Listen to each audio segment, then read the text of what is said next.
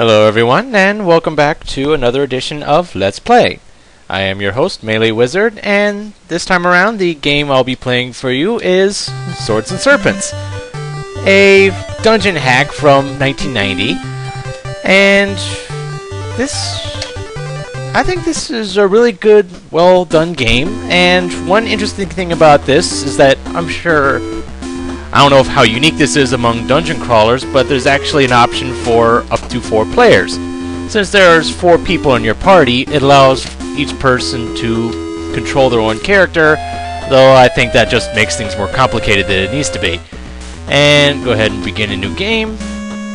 And I could use the existing party, but I'm going to go ahead and create my own, so I'm going to make its all, at least attributes are at least equal to, if not better than, the default party, so this may take a moment, so I'll see you in a moment. Alright, there we go.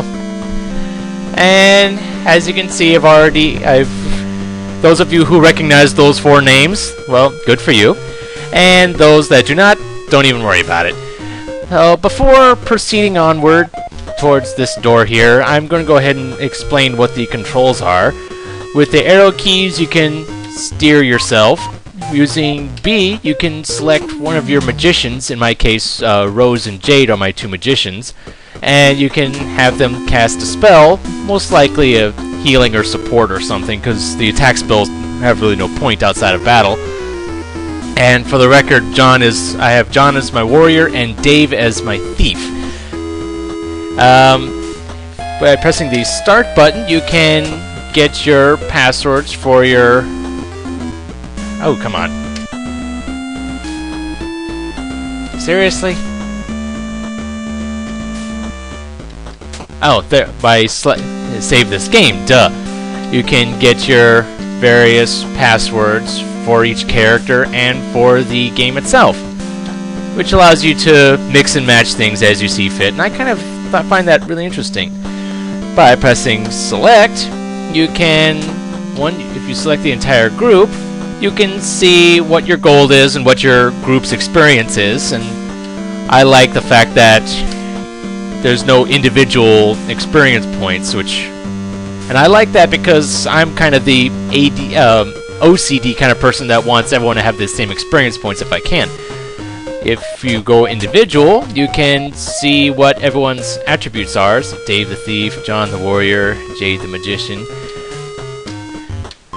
And also you can see their inventory, and which is pretty much not much to speak of right now.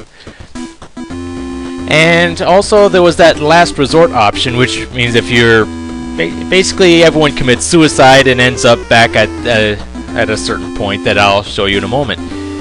Basically only useful if you're in a spot where you're pretty much stuck and you have no way of getting out. So let's proceed on through the store here. Adventure is your destiny. Alright. Oh, and here we have our first battle, which is with a group of 3 soldiers here. Now in combat, you attack by using the A button, and pretty much the order of combat is really random as far as I can tell. And at this point, I am actually going to be using the turbo button here, mostly to save my finger, and I like to think that if I mash the A button enough, it means I'll get more attacks than the enemies will. And here's a good point now that Rose is low on life. Here you can use B to use your spells like outside of battle. And why am I rambling so much here? And just keep plugging away, and there we go. We get 12 gold, 24 experience. Alright. 1 step, seriously, and there we have a zombie that went down really quickly. Welcome to Destiny. Alright. Your destiny is to slay the dragon. You must collect the 7 ruby treasures. Alright. And in this door we have a bit of information. The ways of magic are scattered through the maze. Alright. And throughout this particular LP, I'm going to try and find all the little bits of information that are scattered about these dungeons. Mostly for sake of completeness and so that people don't complain, hey, why didn't you show us this? Yeah, so I'm going to be finding every spell, every little item, regardless of whether I actually end up using it or not. And, like Flashfire, for example, I am not going to be using that spell, or, frankly, any attack spell ever. Mostly because I find them rather useless, and half the time they don't even work. And it's a waste of spell points that could be better spent towards healing and buffing and such. And, oh, there we have a bat. And I believe that's all the different varieties of enemies on this level. And in this door we have another old man who's a nice shade of purple. Bring me the black crystal. Alright, so we'll be seeing him later. And there's a dead end right there. And keep going down. And in this door we have the armory, where you can buy various weapons and armor. But I am never actually going to use this thing because the weapons that enemies drop, they tend to be better than what the armory has anyway.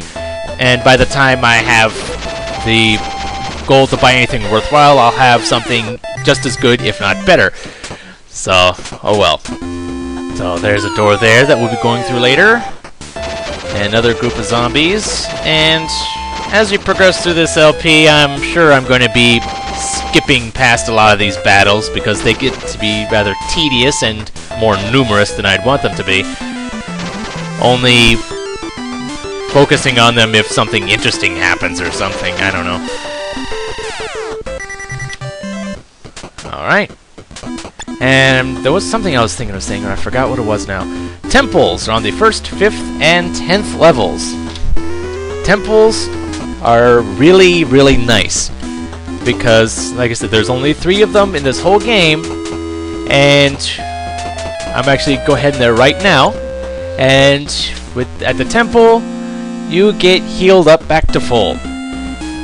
Doesn't cost you anything, and that's really something you want to know about. And after you use Last Resort, you end up back at the last temple that you used.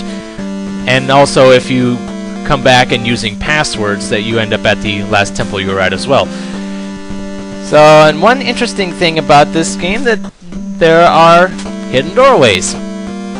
There aren't many of them here at this early stage, but they'll be more prominent as the game goes on. So, go ahead and come through this door and fight another spider. Lovely.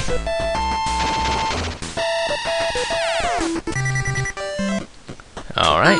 Oh, come on! What, both of you could come at me at the same time? Fair enough. Hey! We leveled up. Alright. Come on, another... And actually, I just remembered what I was thinking about saying. Apparently, in battle, if you, like... Oh, we have the Sting spell, which is a attack spell that I won't be using. Anyway, apparently, if you hold one of the directional buttons, your attacks will be focused on a certain body part or something. But frankly, I don't give much credence to that, and it doesn't seem to affect me either way, and so I'm not going to be doing that either, so... Come on, hit, darn you. Thank you. I'm surprised I haven't had any item drops yet. Come on. Kill the spider, kill the spider. Alright. Keep missing, thank you. Another thing I find irritating about these battles is that you cannot choose which enemy you're attacking.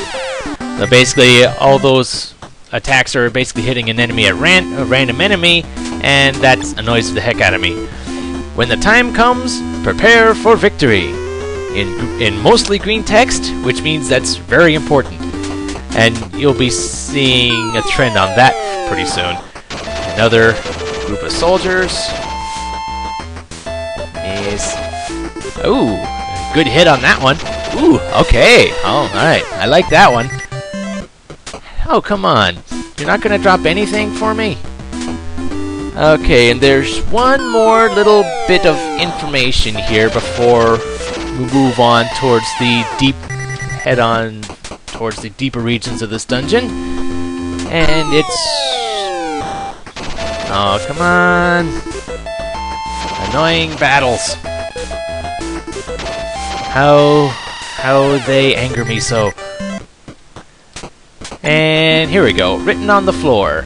The ruby sword lays at the point of the sword. Doesn't make much sense now, but oh well. I'm sure it'll become relevant later on.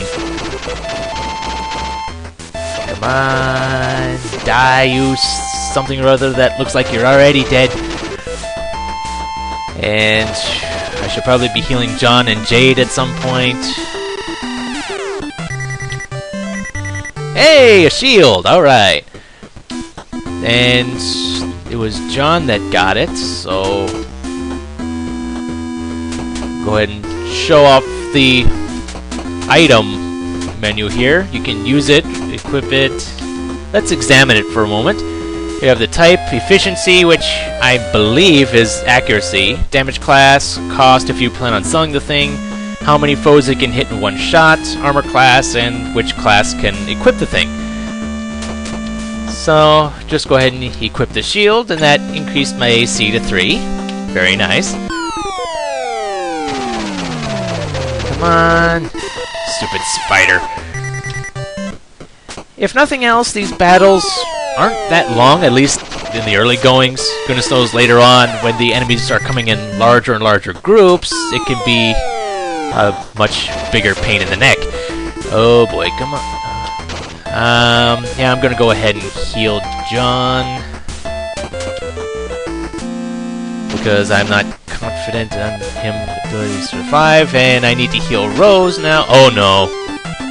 Oh wow, that was close. That was really close.